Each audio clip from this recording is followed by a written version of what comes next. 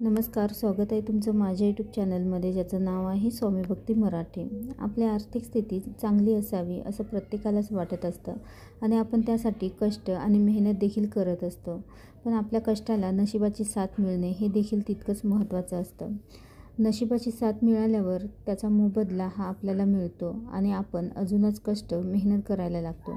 पण जेव्हा आपण कष्ट करतो पण तरीही आपल्याला हवा तसा मोबदला मिळत नाही, आपण खूप मेहनत कष्ट करतो पण तरीही आपल्याला हवा तसा मोबदला मिळत नाही, आपण म्हणतो की आपण इतके कष्ट करतो मग माझी परिस्थिती का सुधारत नाही. अनेक समस्यांना आपल्याला सामोरे जावे लागते, नेहमी कोणाकडे मागावे लागते. तर यासाठी आर्थिक स्थिती सुधारण्यासाठी कोणत्या छोट्या गोष्टींचे पालन आपल्याला करायचे आहे, तर हेच आपण या व्हिडिओमध्ये बघणार आहोत. कोणत्या चुका आपल्याला टाळायच्या आहे, तर याबद्दलची संपूर्ण माहिती आपण या व्हिडिओमध्ये बघणार आहोत. तर व्हिडिओ स्किप न करता संपूर्ण बघा आणि जे कोणी नवीन असेल या चॅनलवरती तर सबस्क्राईब करा.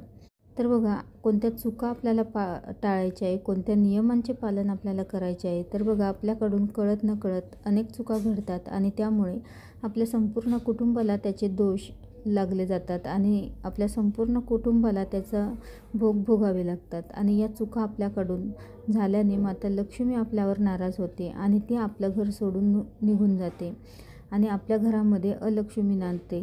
घरातील ज्या व्यक्ती कष्ट करतात त्यांना यश मिळत नाही, इतरांकडे मदत मागण्याची वेळ येते आणि त्यामुळेच अशी स्थिती आपल्यावर येऊ नये त्यासाठी आपल्याला या काही सोप्या गोष्टी आहेत तर त्या आपल्याला लक्षात ठेवायच्या आहेत. त्या काही गोष्टींचे पालन करायचे आहेत.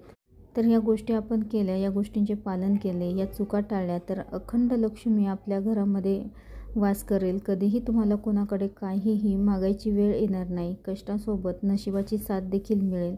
तर आर्थिक स्थिती सुधारण्यासाठी रोज देवापुढे आणि तुळशीजवळ एक तुपाचा दिवा हे अवश्य लावावा. एक वेळ का होईना तुम्ही देवापुढे आणि तुळशीपुढे तुपाचा दिवा हा लावा. त्यासोबतच घरातील कोणीही हा दिवा लावू शकतं.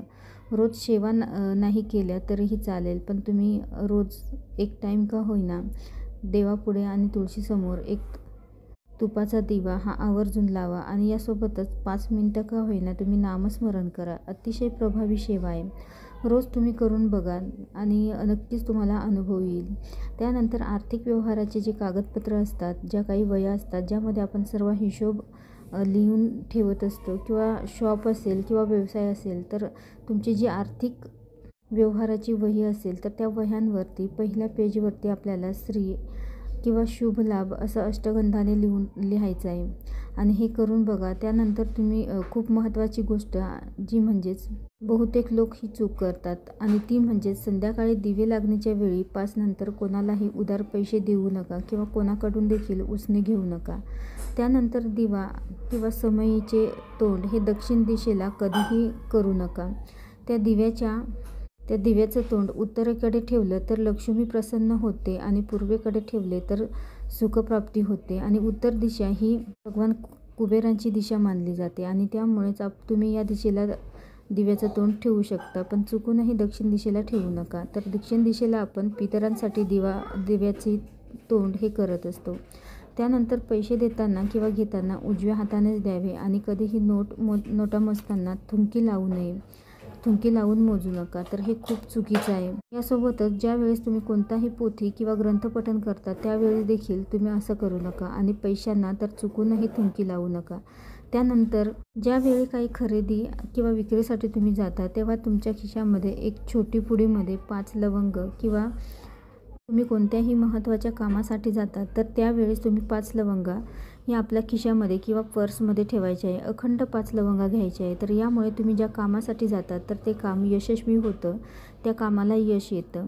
त्यामध्ये ज्या काही अडचणी विघ्न येणार असतील तर ते येणार नाही. तुमचं काम हे चांगलंच होतं. त्यानंतर संध्याकाळी घरामध्ये धूप दीप लावा, प्रसन्न वातावरण ठेवा.